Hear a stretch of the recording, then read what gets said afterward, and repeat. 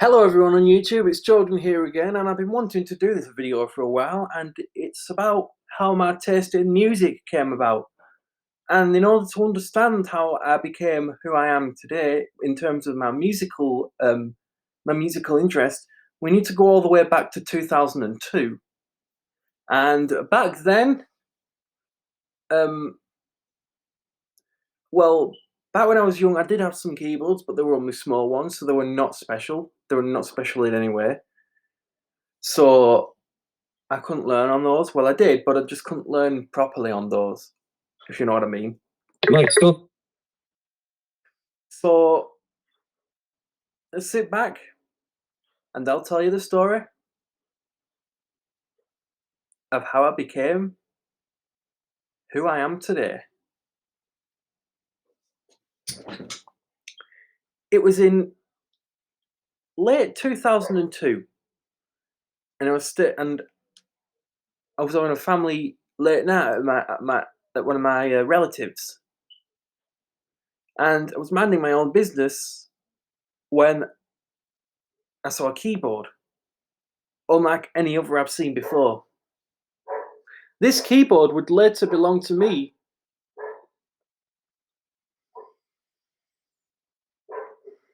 16 years later. So if you can hear any noise outside. So here's how it all began. I ended up having a go on that keyboard, and I was amazed at how many sounds and rhythms it had, how many capabilities it had, what you could do with the keyboard. It was just pretty cool, and it was the first keyboard I ever saw that had realistic sounding instruments. I know there are keyboards that sound better now, such as the Psr E463 over in front of me. Well, you might not be able to see it, but it's above the 220. But back then in 2002, it was good back then, and it's what inspired me to get my very first proper keyboard. But I didn't get my very first proper keyboard until 2005, the beginning of 2005, that is. So yeah, so I had to wait quite a long time before I could get my very first keyboard, a, a, a one that I can actually play a proper. So that covers how I became how I am in music. So now we got to fast forward to 2004, and during that time, a friend of one of my relatives lent me a Casio Ctk 450 keyboard. This was a temporary keyboard, in my opinion, and I didn't class it off as mine because I didn't actually start learning on the keyboard because I didn't find it suitable to learn on. And it was a pretty decent keyboard. It came with headphones. It had 30 songs, 100 rhythms, if I remember rightly, and quite a good number of sounds. In my opinion, the Casio Ctk 450 is still the best Casio ever, despite it being old. But I like it for what it is. It's a pretty nice keyboard.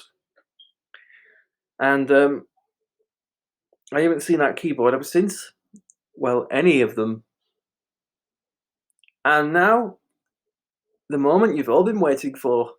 Fast forward to the start of 2005. I get my very first keyboard. What happened was me and my family were out for at a car boot sale, and we spotted a Yamaha Psr 220.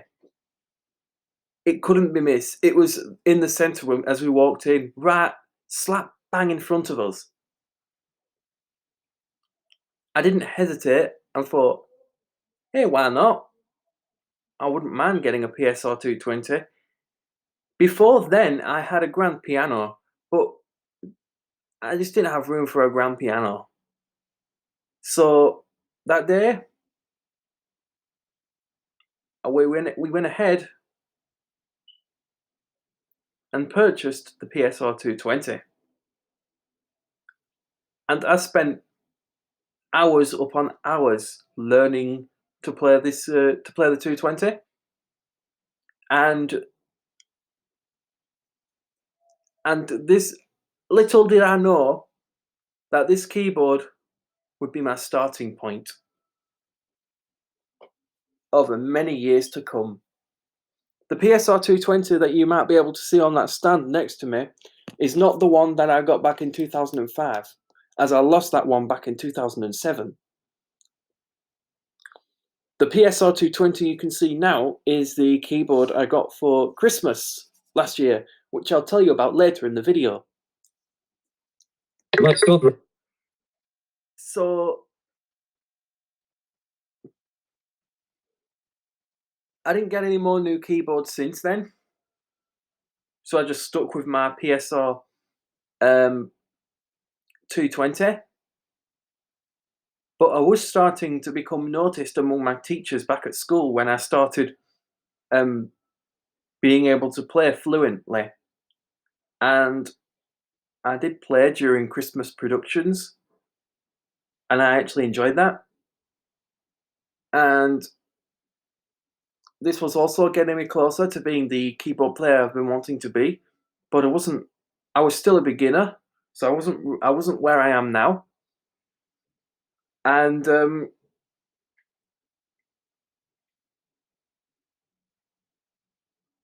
I just thought, I need to make myself look good. And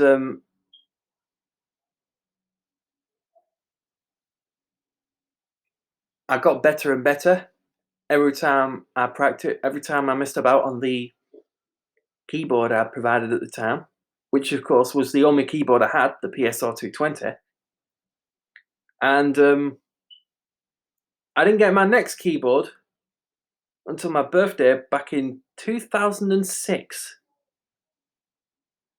My uncle, who I stay at every weekend, nearly, surprised me on my birthday by getting me a Yamaha DJX. And that was such a brilliant keyboard. To be honest, it wasn't really a keyboard, and I didn't really class myself. I didn't really think. Sure, it was a good keyboard, but I didn't think it was suitable for learning on. But it was good for messing about on.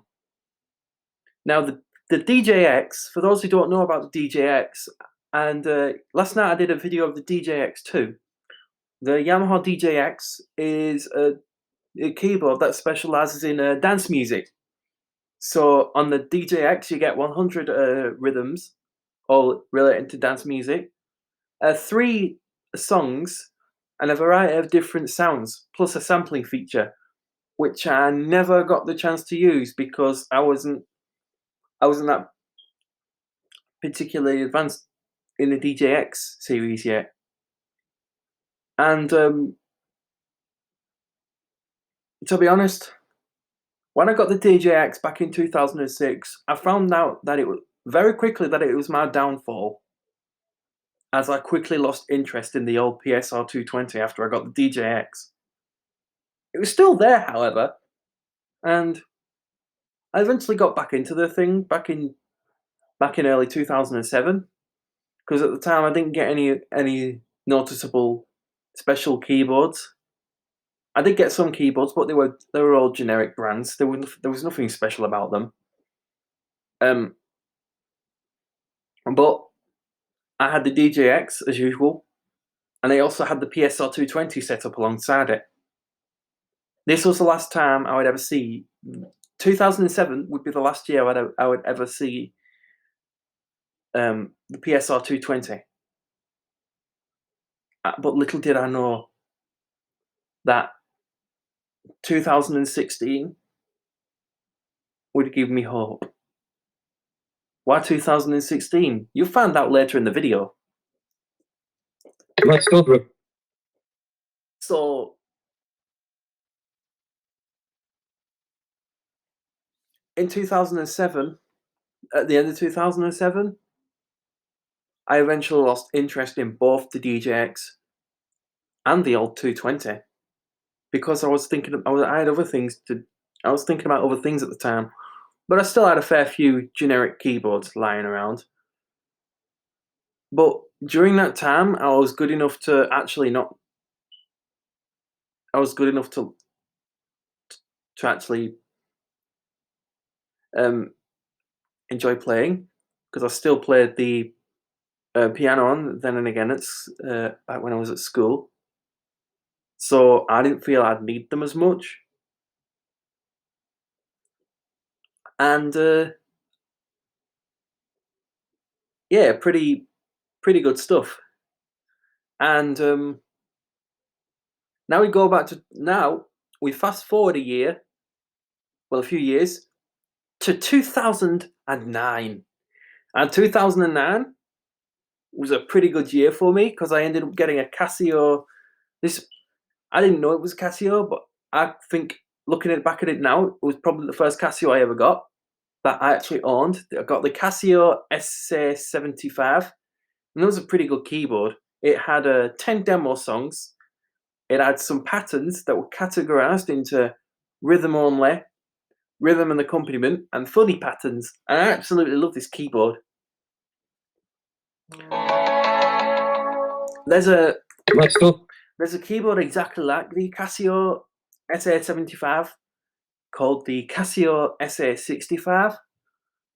Only difference is its physical appearance, and then it's got a different layout, but it's got exactly the same features as the Casio SA75. And to this day, it still remains a pretty nice keyboard. I don't have it anymore though, but it was good for what it is. And back at school, I also had a Casio SA5, also known as the Casio Club M200.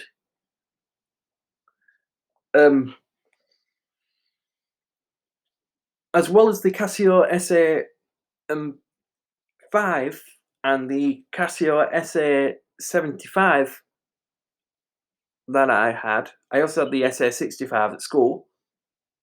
A friend of my dad's, well, someone who lived next door to our old place, gave me a Psr FK5. This was probably the first keyboard I ever got that was released in the 80s, and it had sliders instead of buttons. The only button it actually had were the power button and the fill-in button for the rhythms.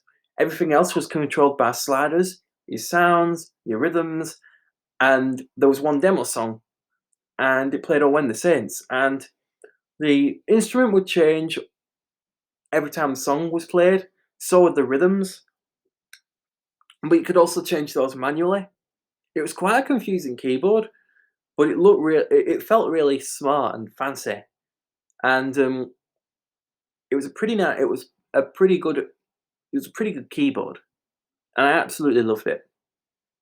And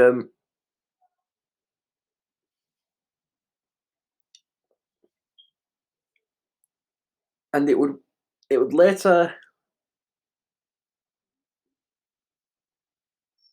I would later lose interest in it again, as I had other keyboards as well back then.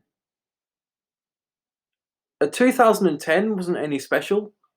Um, I did get another keyboard. It was called the Acoustic Solutions MK928. In Australia, it's known as I don't know how you pronounce it, the Makey MK928. Different, same company. That had 35 demo songs, 100 sounds, and 100 rhythms. Now, normally I don't like these cheap generic keyboards, but it was a pretty nice keyboard for what it is. I ended up learning pretty good on that keyboard. It had a pitch bend wheel. This was the second keyboard I had that had a pitch bend wheel, and it was a pretty pretty good keyboard for what it is. I had that keyboard since, well, I've had that keyboard for like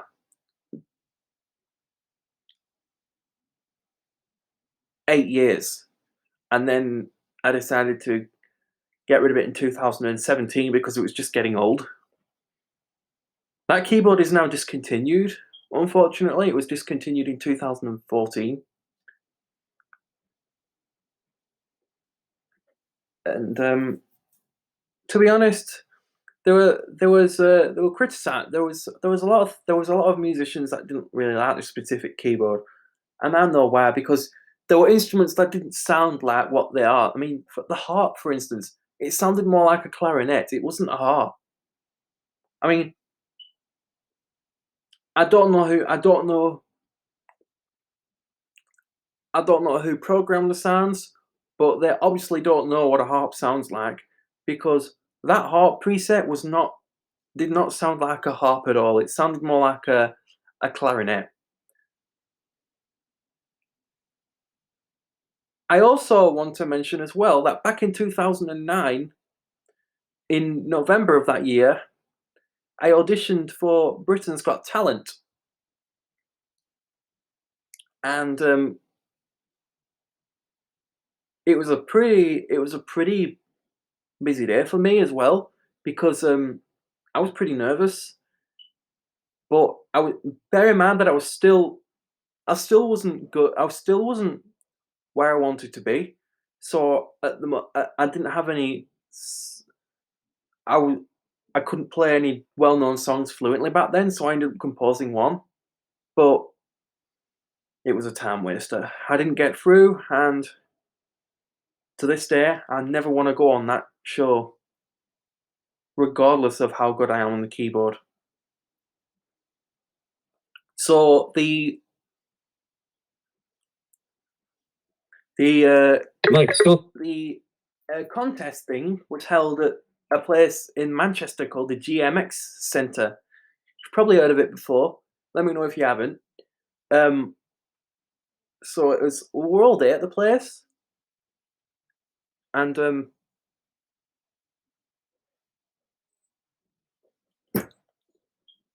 there were many different acts auditioning, including a dog with a woman and a dog with a who was doing tricks with balloons and stuff. And there were all sorts of really unique things back then. And yeah, it was pretty fun until it was eventually my turn. I got so nervous, but I gave it my best shot, and it was only a matter of time before I waited for the results, whether I'd be in the competition or not. But nah, it just wasn't that way. But to be honest, I didn't really mind, since I didn't feel like I was ready. But to be honest, after that experience, I really don't want to go on Britain's Got Talent. Not even at the level I am now, because I still don't think I'd get through, even if I did do really well. But the reason I didn't get through, I partially blame the keyboard I had. It just didn't sound like a a decent keyboard. It was, don't get me wrong, it was a pretty nice keyboard. I just don't think it was any good. I mean, I desperately wanted a proper keyboard again. I didn't want any of these generic brands anymore. I was starting to miss my old PSR 220. And as I said, 2010 wasn't any special. So I got nothing new back then. I was still stuck with the Acoustic Solutions MK928, which was a pretty nice keyboard. I stuck with that throughout the entire year, and I eventually got better at the keyboard. This is how I got better, because it was a good practicing keyboard. It was the only generic keyboard that had decent sounds, and it was a pretty it was pretty it was pretty basic. As I said before, it did have drum pads, and I enjoyed learning on that keyboard. like still So 2010 wasn't any special for me,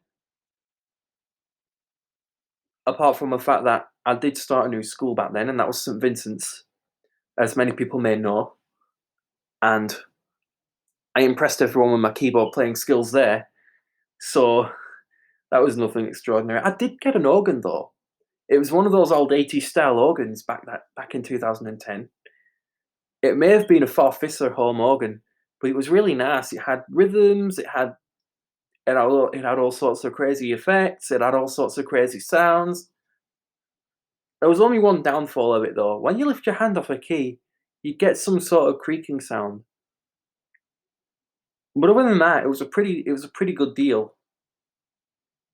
And this would get me ready for what was to come in 2011. So let's fast forward to 2011. And this is where I had the opportunity to play the organ at my local church. My parents were getting married on the 12th of March 2011, and I had the opportunity to play at the church to be the organist that day. And I was so grateful because I couldn't believe I had the opportunity. I was like, wow. I just felt so excited that I spent like hours practicing and stuff. But I already knew the songs that I was playing. I was going to do what you'd usually hear at a wedding. Here Comes the Bride and the Wedding March, and that was it. Although the Wedding March is actually a complex piece in my opinion, so I ended up playing it my own way, as instructed by the organist, because I did a rehearsal on the 11th of March, and it was a success. I I uh, I got notoriety from that. So little did I know that my keyboard skills were improving, and I knew now that this was definitely the right career path for me. And it wasn't until June of 2011, the 26th of June 2011 to be precise, that I actually got a proper keyboard again. We were out to another car boot sale, and in the actual building itself, there was a lady selling a Yamaha Psr E463. I couldn't believe it. As it was one of the same keyboards we had back in school. Like so. However, this keyboard had touch response, whereas those keyboards didn't, because they were designed for the classroom. The Psr E463 was designed to be both a home keyboard and a classroom keyboard. I jumped at my chance and got the keyboard, and it became my main keyboard right up until 2016, I believe it was. I did get a few other keyboards there then, but I still love the E463,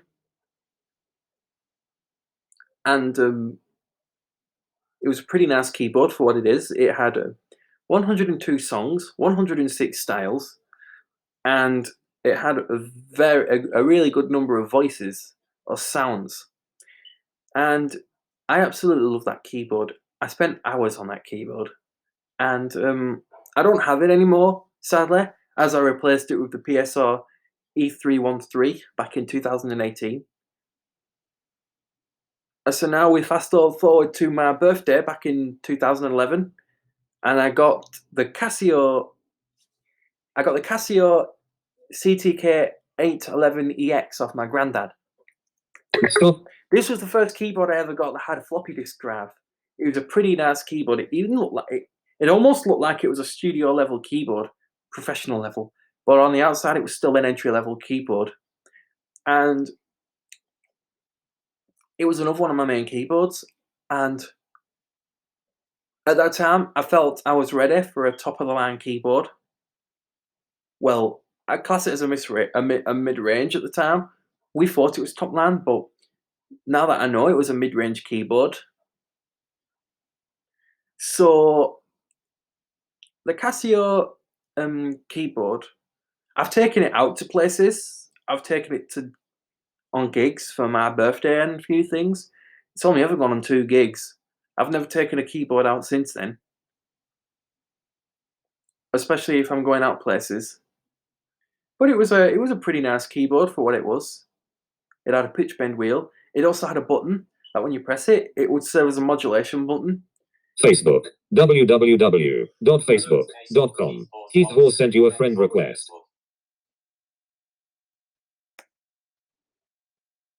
I'll respond to that later.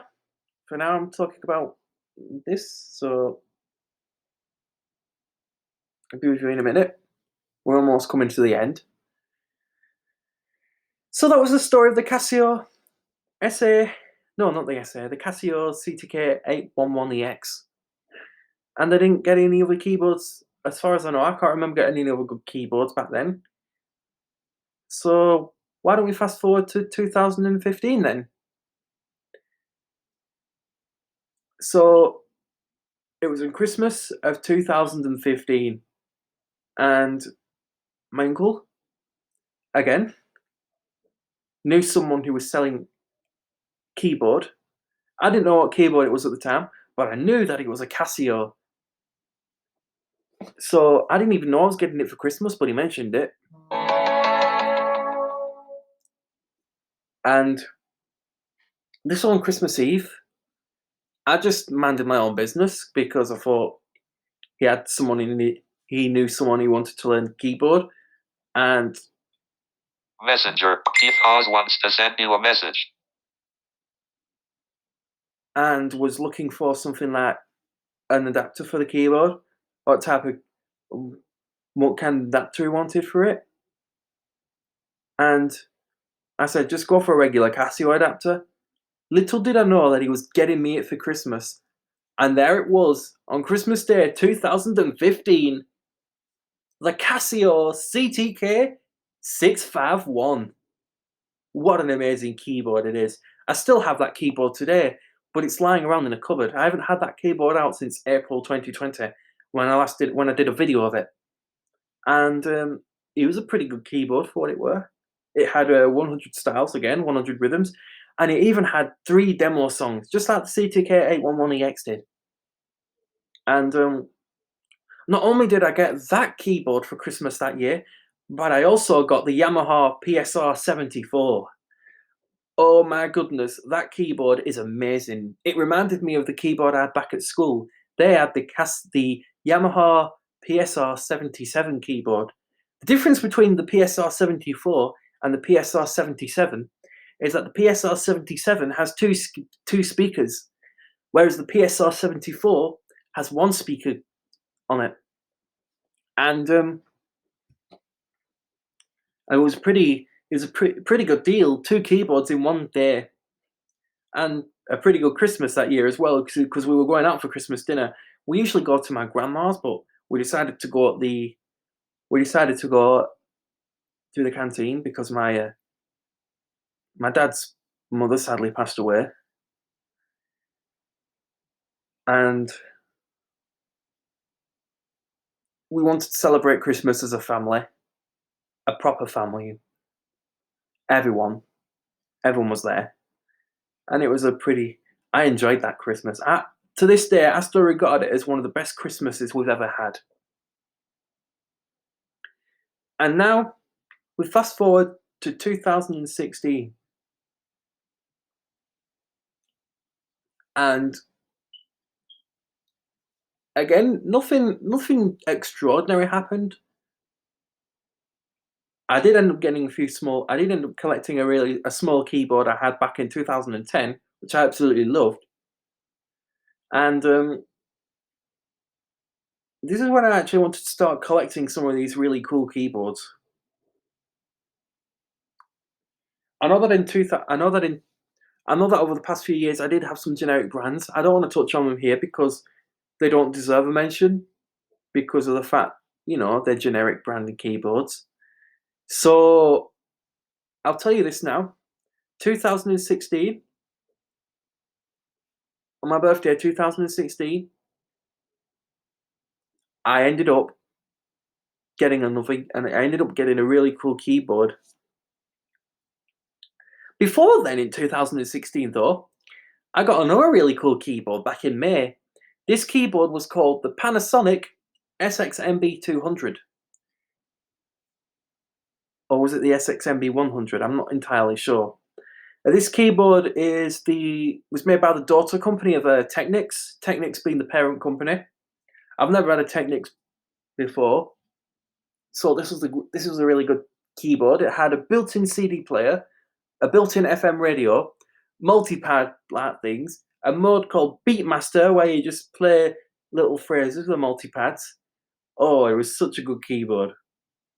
It had 100 rhythms, and they were inspired by Casio rhythms, except they were all copyrighted by Technics, of course, because Panasonic is the daughter company of Technics in terms of keyboards. I think this keyboard came out back in 1997. Correct me if I'm wrong, but it was a pretty good keyboard for what it was. And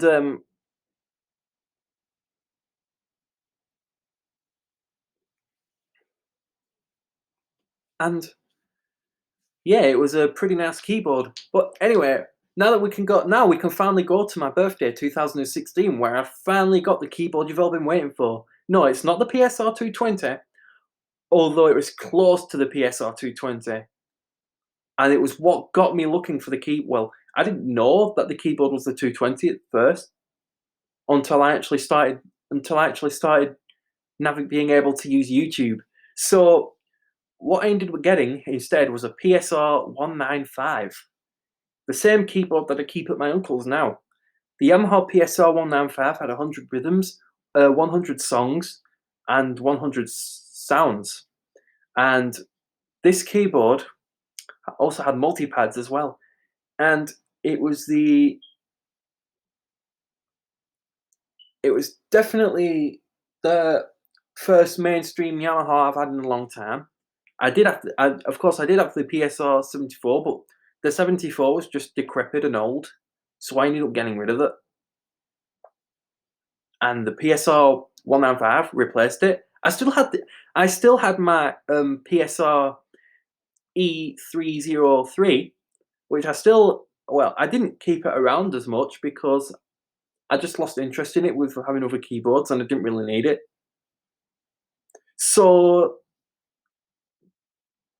that covers that. Then there was no other important. There was nothing special happened during that time. I mean, I did get other keyboards, but I'm not mentioning them here because I'd be here all day, and they're keyboards I don't have anymore.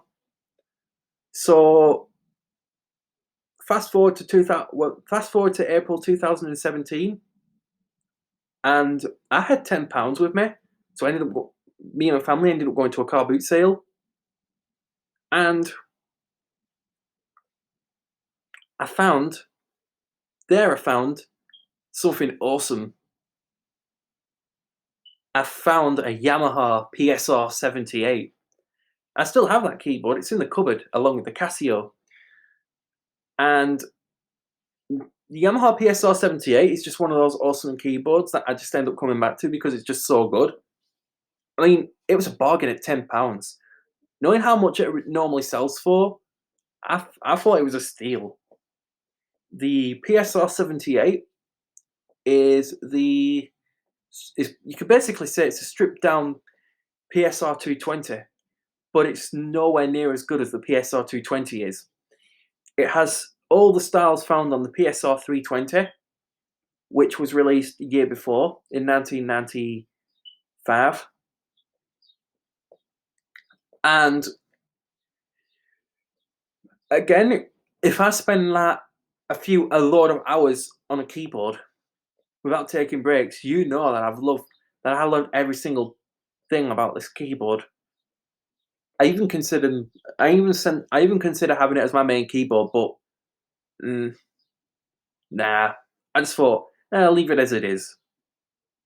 So, did I get any other keyboards back then?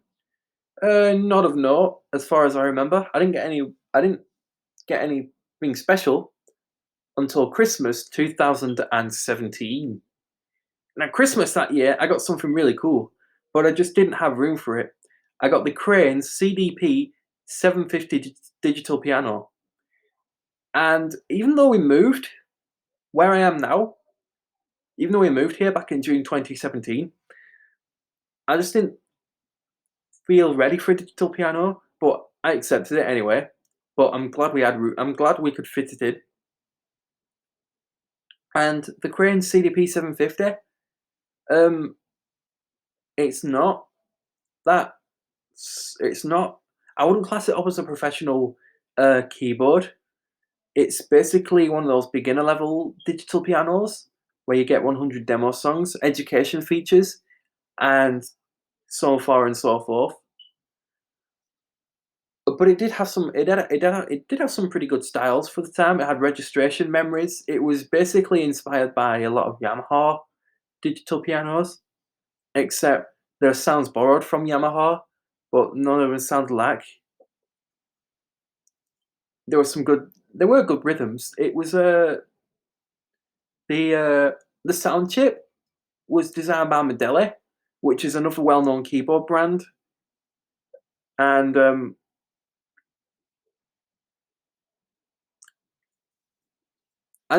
apart from that, that was just about it for 2017, and now we're almost coming to the end. Let's start with 2018, and I was having a chat with one of my relatives, the same relative I went to visit back in 2002. Before then, I've visited plenty of times, and believe it or not, they still had the Psr 200. I couldn't believe it. After 16 years, that keyboard was still in existence. I saw it briefly back in 2009, and it was still good, still up and running and working. And I couldn't believe it because I actually had knowledge of music, so I could experiment with the keyboard a lot more now and get to know its features. And in April of that year, I took home the Psr 200. And to this very day, I've still got this keyboard. And it was in very dusty condition when I got it. And it still requires batteries to run because it doesn't respond well to being plugged into the mains electricity. The Yamaha Psr 200 has 100 voices, 50 rhythms, and 15 demo songs. And I was very glad to have this keyboard, and this is what got me started wanting to collect other Yamaha keyboards. I thought, hey, maybe I should go get the Psr 300 next. This is when I started looking at keyboards on YouTube. And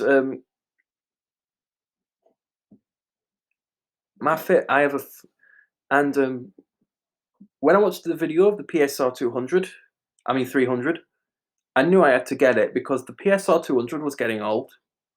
I mean, it had been stuck in that attic for like 9 years, even longer than that, I guess. So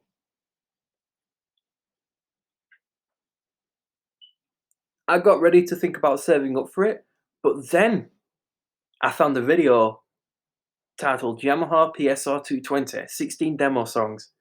I thought, is the 220 even better? So when I played the video,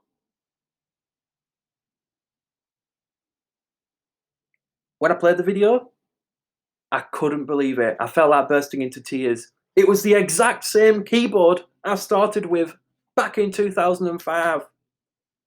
I immediately decided, yep, I am saving up for this specific model. I want to get that keyboard again. It deserves a spot in my keyboard collection, which didn't have that many keyboards at the time. So I was also puzzled because I also wanted to get the Psr 170 at the time. So the videos mentioned are from my good friend who I also subscribe to, who has a massive keyboard collection. I think you already know who it is. So I was inspired, but I didn't want a collection that was too large. I just wanted to have a good one that was going.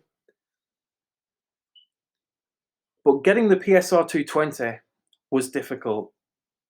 I had to jump through lots of hoops, and it took me like 4 years, well, probably 3 years in fact, to get where I am now. To this one, which you can see now, which I'll tell you about later. But for now, I'm going to tell you the story of how I ended up getting it, starting from 2018. So, again, I also wanted the PSR 170. So, I also signed up for a Facebook account back in 2018. And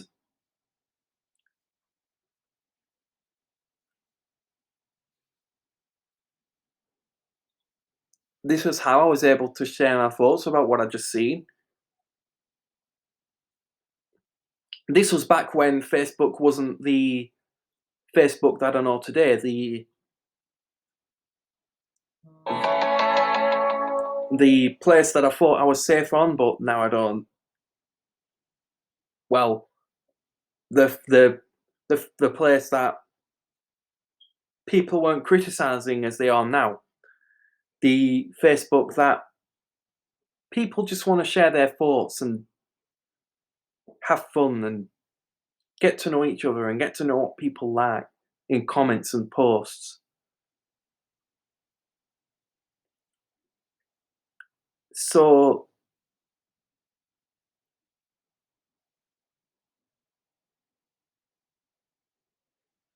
anyway, that's going off topic. Let's find out how I got some of the other keyboards I've got before I got the PSR 220. So it was in May 2018 when I finally found a PSR 170 on eBay. This was one of the keyboards I actually wanted. It was for £5 and it was in Colne. And it was in an auction, the bid. And so I had a friend bid for me. And when the listing was ending, unfortunately, I didn't get it. So that wasn't a pretty sight at all. So I didn't give up hope though, because we did look at some alternative keyboards. I eventually set up on the PSR 175, which I ended up getting. No, I didn't actually. I ended up wanting,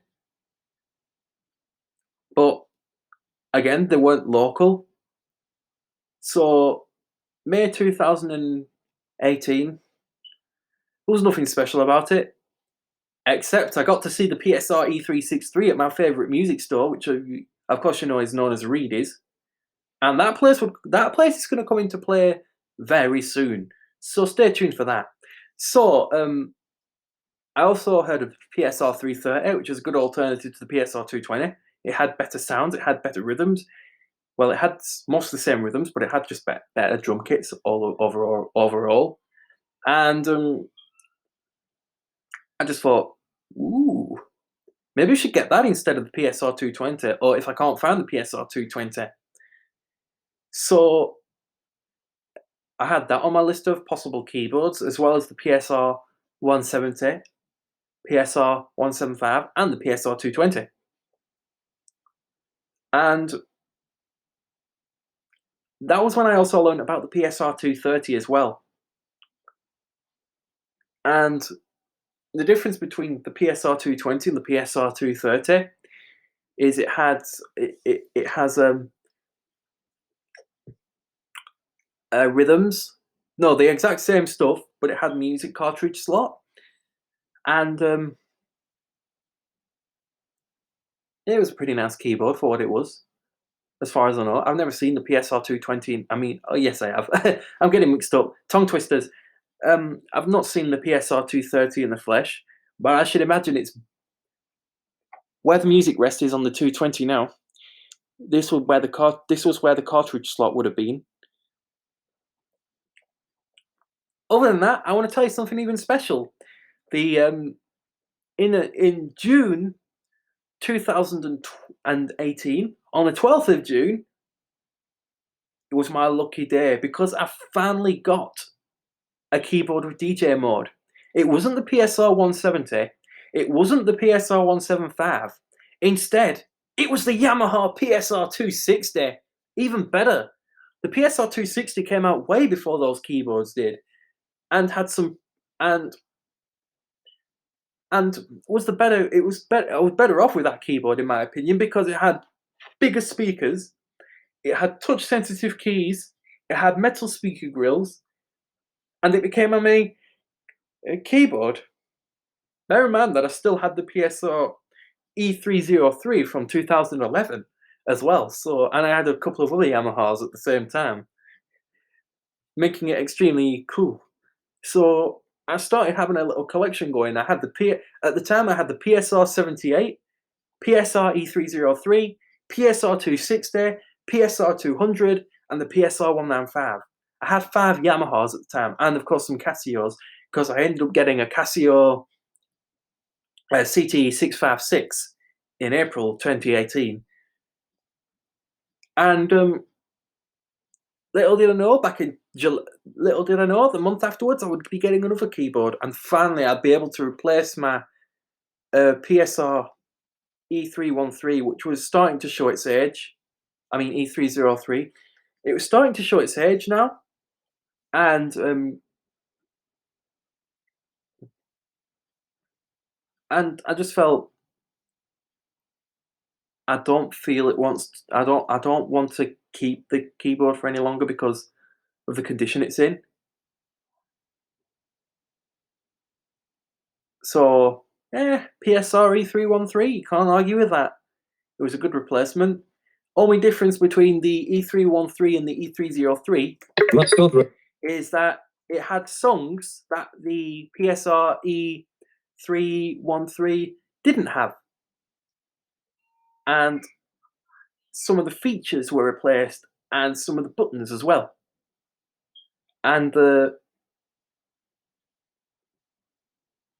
was a pretty good keyboard for what it was. It even allowed you to add styles. Of course, I didn't know how to do that at the time until at least 2019. So I didn't get any. I didn't end up getting I didn't get any other new keyboards until November of that year, when I had some birthday money saved up.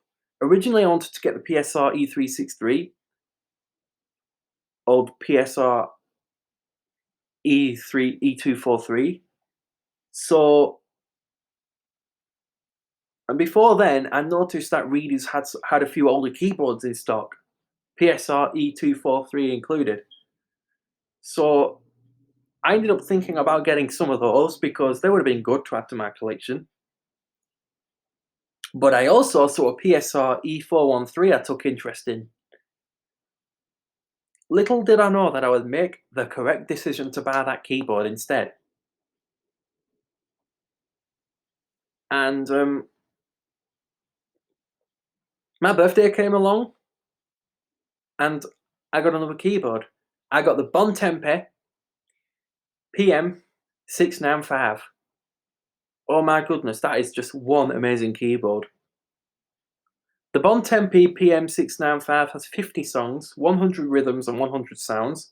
It has large MIDI jacks. It's a pretty nice keyboard for what it is, and I enjoyed having a blast on that keyboard. I've still got it somewhere. I haven't been on it for a while now, but this was the first keyboard I ever got by Bontempi, and the only one I own. Because at the time I didn't know if Bontempi was any good or not. But now looking at the keyboard, I think, hey, you know what? If Bontempi are that good, I might consider getting a few other keyboards. However, on the 17th of November, I believe it was, I had just about enough money to get a keyboard of my choice from Reeders. Now, if you don't know where Reeders is, it's a music store in Blackburn. And it's been around for ages.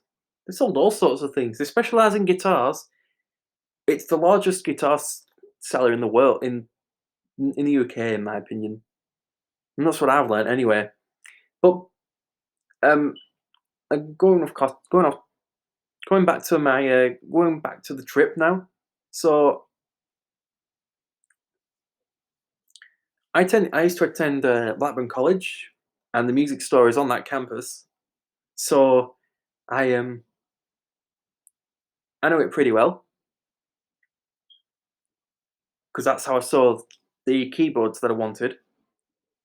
So what happened then? Did I end up getting the PSR2 E243? No, I didn't. I ended up getting something better, which I'm going to tell you about now. So on the 17th of November,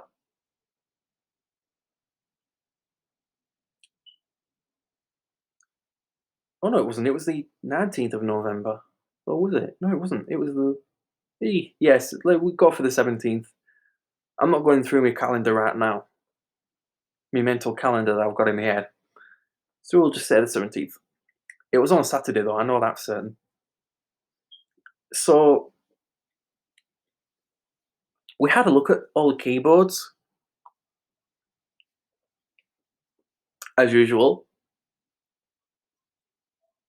until we found the PSR E243. But then we realised, is this the right keyboard for me? So we eventually looked at some better alternatives, and that's when I found it. The Yamaha Psr E463. Man, what a keyboard that is. This was the same keyboard that I saw back in October when they were selling some older Yamahas, because I saw it in that same stock. It was in the same place as I saw it last time. And that was when I decided I need to get that machine. It did cost more, but we were willing to. They were willing. They obviously knew that I was saving up for a keyboard, so my dad paid a few extra, but they took a few off because it was £179 after all. Especially for a keyboard that is discontinued and was released back in 2008. And given that the PSR E463 was the current flagship, they weren't selling it at the time, so yeah, no losses. So I eventually took the E413 home. Before that, though, we also saw a Yamaha PSR 8000. I couldn't believe it. A PSR 8000 from 1997. Wow. I didn't think a music store would be selling a keyboard that old. And I believe it had a demo floppy disk inside, playing one of the demo floppy disk songs. It had some XG MIDIs playing, and it was expensive. It was selling for like £250. And that's not bad for a keyboard that was considered a flagship back in 1997. I didn't get my PSR 8000 until 2020 though, which you're going to find out soon anyway. So what ended up happening, the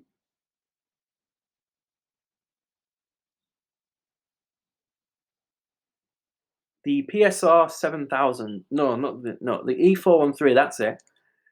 I took the keyboard home, had a blast on it, got to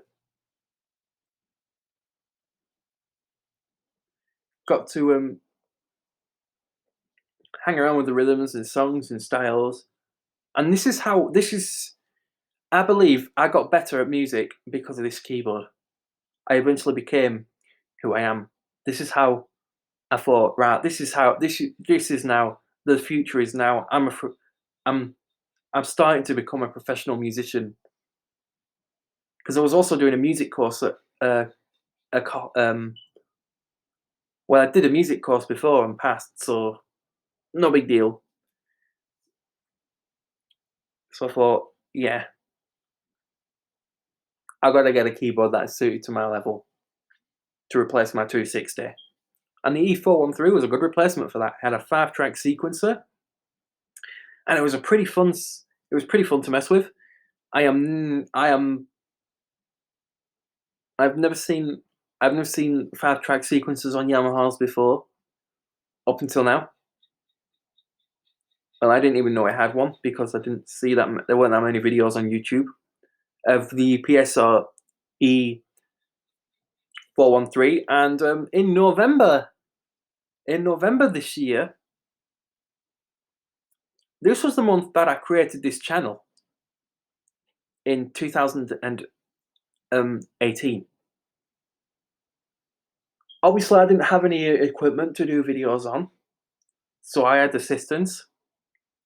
But I am friends with someone from. I subscribe to the GearFacts channel, and I've made guest appearances on that channel.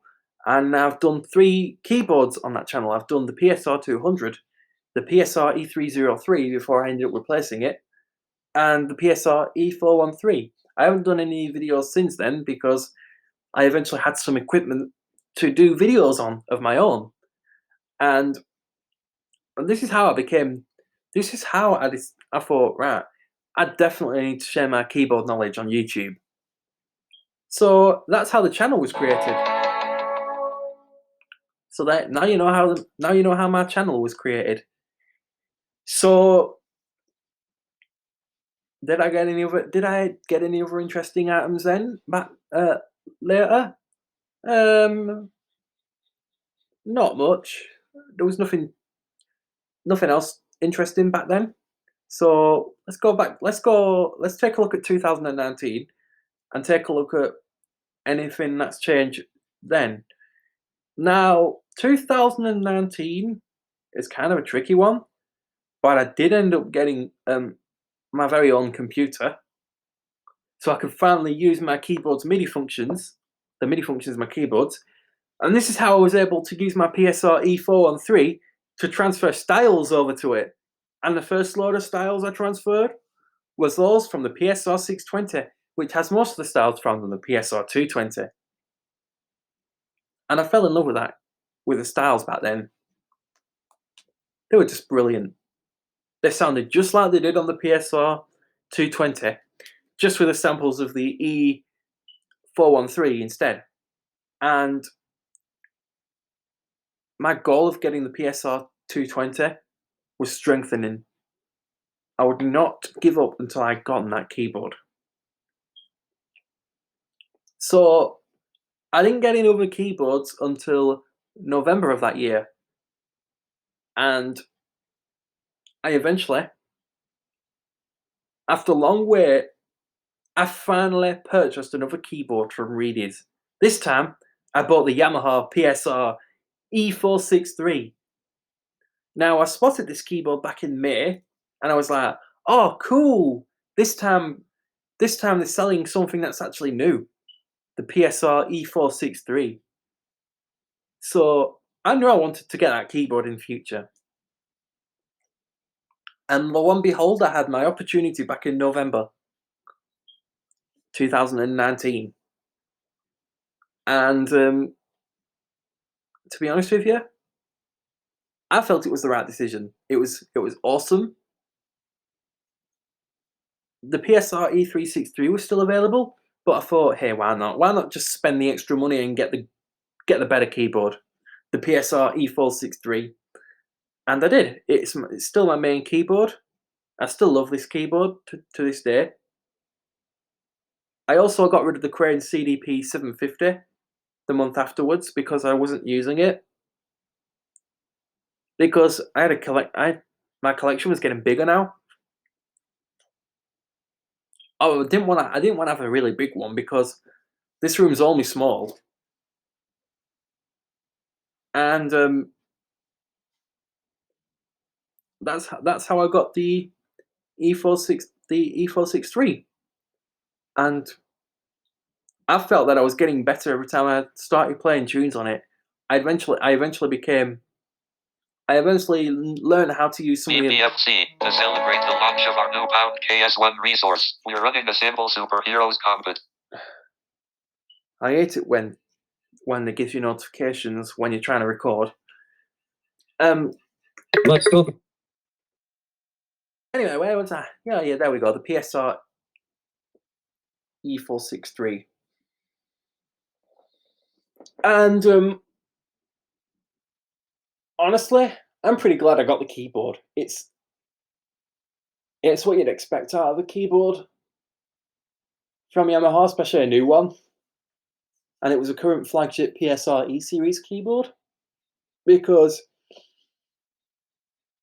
Yamaha was supposed to release the Psr E373 in 2019, but no, they released an ugly keyboard.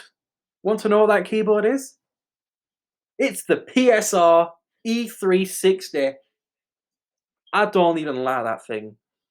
What was the whole point in this keyboard? I mean, if you look at NAMM 2019, Gabriel Aldorf,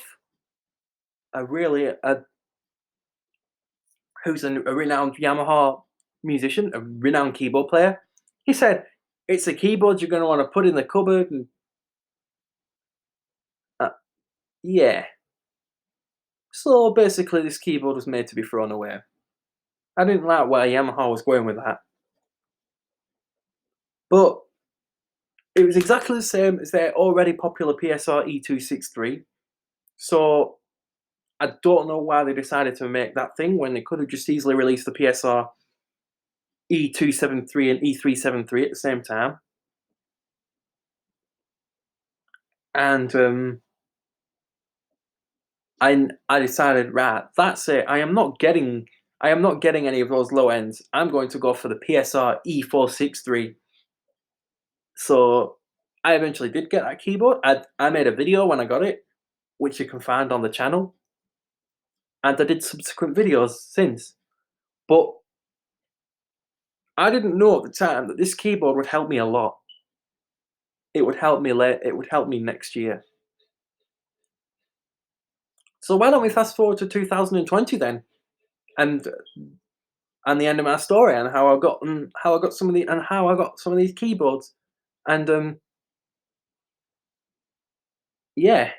So 2020 arrived.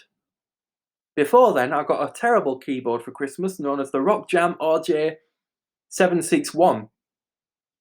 It was terrible in that the display was written in Chinese. There was no English characters. The manual was poorly written, and the song selection was just terrible. Apart from that, there was no buttons. It had a touch screen. It was trying to copy the Genos, and it was overall terrible. So what happened in 2020 then? Well, while people were, self-isolating because of the you-know-what, I was entertaining people with my music because I was good enough for playing music at the time. Well, I am now. I am the level I am now, let's just say. And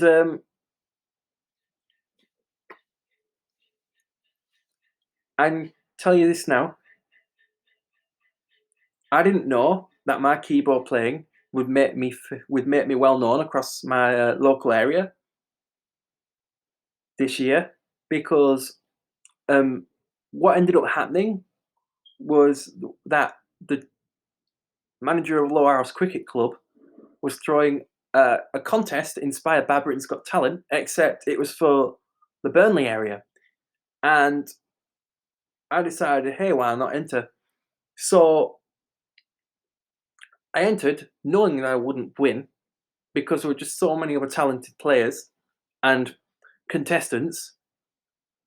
But this was only the beginning of what was to come. So I ended up practicing a lot. And during all that, I acquired another keyboard. I acquired this, the Psr 8000. This keyboard would help me greatly, as I used that to practice some songs, including Rockin' Robin by the Jackson 5. That's one of the best songs. That's one of their best songs, that, in my opinion. And This keyboard, to tell the truth,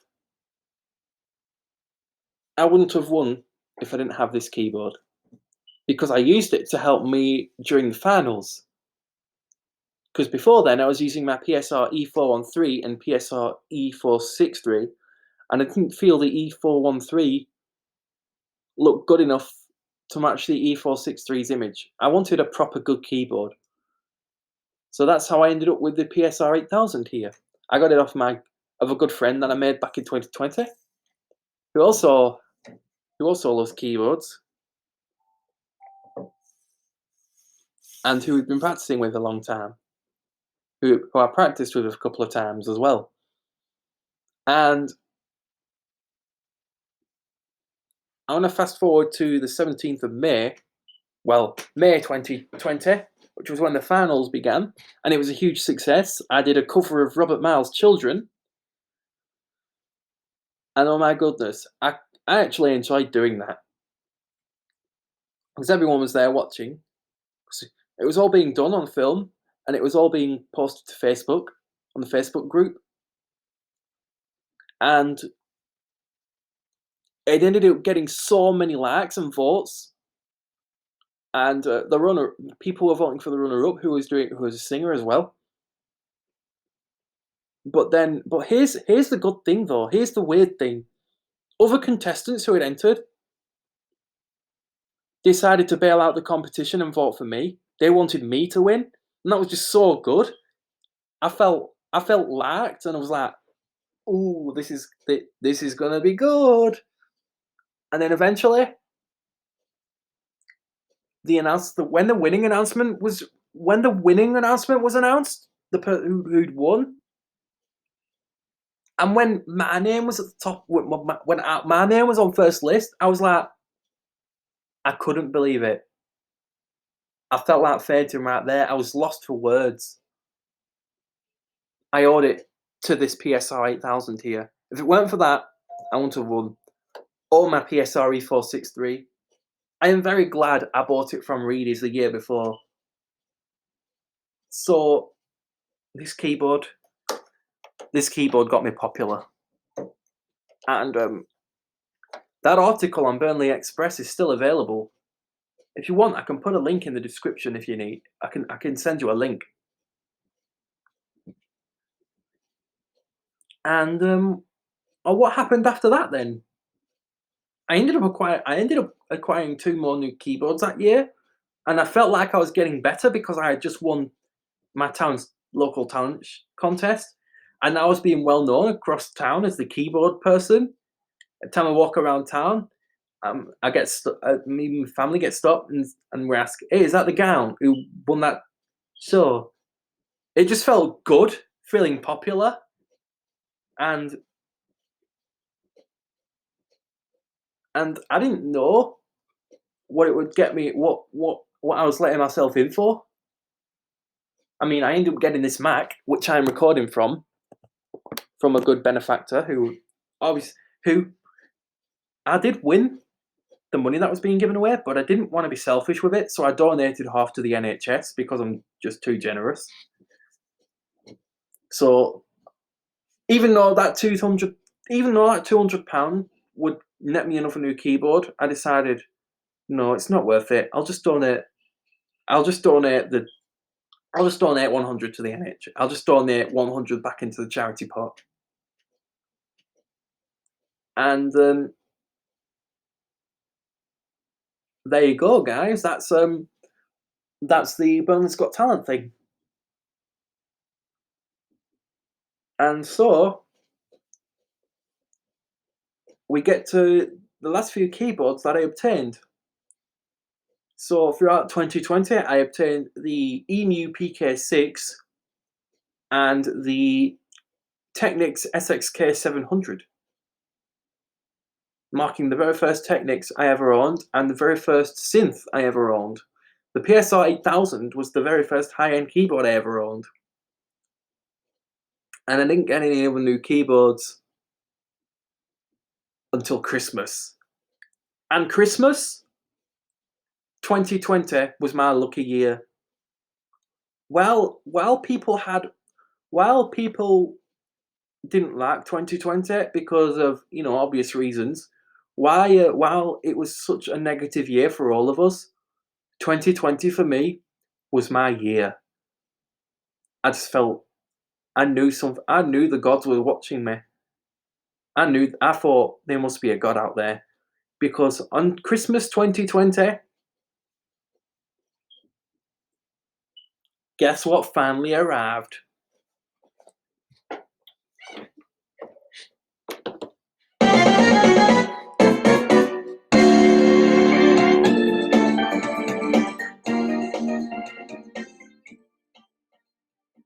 After 3 years, and after losing it back in 2007, oh yeah, I finally got the Psr 220. Mike, stop And it was perfect timing. It made my Christmas. I couldn't believe it when I opened it. Before then, there was one in London. There was one going for sale in London that we were looking at, but it wouldn't get there. It wouldn't be able to get there for Christmas. So by some coincidence, this one appeared up on Marketplace, and it was for sale in Manchester. So on Christmas Eve, my family went and picked it up. But I didn't know I was going to get it, because I thought, hey, I felt like giving up at the time, because it just no use. It was just rare. But I didn't know I was going to get it. I woke up on Christmas morning thinking nothing of it, knowing that I'm probably not going to get it. I had hopes, though. I had hopes that maybe, just maybe, there is a Psr 220 up under that tree. So after I opened all my gifts, I thought, right, that's all. I'm going to try out some of the new stuff I got, because I did get a few more cool RPG games, mainly The Legend of Legacy. But lo and behold, there was a hidden gift. There was a surprise gift behind the Christmas tree, and it was this keyboard. And I was on it all night, all Christmas night, right up until 2 o'clock Boxing Day. That's as far as I remember. It was just such a good keyboard. Well, it still is, actually. It brought me back to 2005. I felt I could rest now, knowing that I've achieved my main goal and got the keyboard that I wanted. And to me, my keyboard collection is complete. So now we're approaching the end of the story. So now I'm going to talk about the current year, 2021. So what happened after that? All the keyboards I've got. In February, the guy who gave me the Psr 8000 and the EMP-K6 was selling a Psr 295 and the ever so awesome Yamaha DJX2. So I got those back in February. Keep in mind that there are many interesting things to come throughout this year. So this is only a short one a short entry for 2021. And when the Psr 295 and the DJX2 arrived, I fell in love with the 295. And I felt that now I have overloaded my keyboard emporium. So up to this point, it was complete. But now we fast forward to last week, April 2021. And the Psr 220 that was supposed to arrive from London on Christmas finally did. And I was as shocked as everyone else was, because I've already got the 220 now. What am I going to do with this one, and what am I going to do with the other one? I'd leave it where I keep my Psr E463 and Psr 195. And that's exactly what I'm going to do with it. However, when I got to checking it out, I realized that it was damaged during transit. So I ended up bringing it back home to get fixed. It's still awaiting repair because what's happened is two keys are loose, like hanging off. They work all right, but they're just hanging off their supports. And it happens more than it happens more it happens more than you think with keyboards, especially when you're getting them in the post. But I'm not I'm being optimistic about it because it does happen, and I don't want to complain. Royal Mail have worked too hard, so I don't want to go too hard on them. They've worked too hard last year, and if I was to just complain to them, it just wouldn't be fair. Especially when they've been through a lot, they've had to post things, essential items, because more and more people are doing shopping online. So they've been busy, and if I felt like complaining to customer services, it just doesn't feel right, and I don't want to do that. In fact, I don't want to do that. I just think, yeah, these things happen. Happens more often than not with keyboards. But I'm definitely not getting another keyboard in the mail again. That's for sure. I'd rather buy my keyboards, see them and buy them, or get them for Christmas, or get them given, like I did with the PSR E313 back then. And there we have it. That is how I became the musician I am, and that is how I got most of the keyboards I have. So I hope you enjoyed this video, and I want to know your thoughts in the comments. So write back to me and let me know which one shocked you the most, which keyboard ended up shocking you the most, how I managed to obtain it. And if you like the content that I've shown here, definitely consider leaving a like. And if you want to see more, consider subscribing. And if you're on your phone, go into your settings and enable YouTube notifications, and then ring that notification bell so that you can never miss an update from me. Thank you all for watching. And this is Jordan signing off, saying, have a good day, everyone. But before I go, I'm going to leave you with one of my absolute favourite songs from the Psr 220.